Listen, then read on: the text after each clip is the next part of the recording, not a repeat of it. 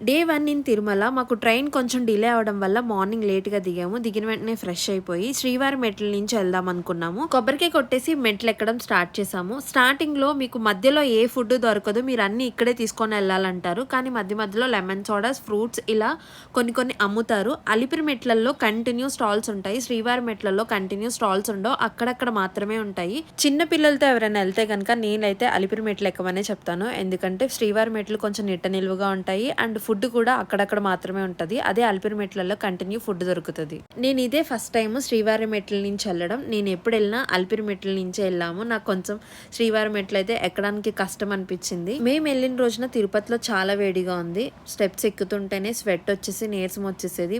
మధ్యలో water తాగుదామంటే water కూడా వేడిగా వచ్చేటివి. మధ్యలో ఒక్క చోట మాత్రమే కూలింగ్ వాటర్ దొరికినాయి. మాకు మెట్లు ఎక్కేసరికి 3 hours పట్టింది. లాస్ట్ మెట్టు దగ్గరే నాకు స్వామివారు కనిపించేశారు. నాకు అంత ఏడుపు వచ్చింది ఎక్కలేక.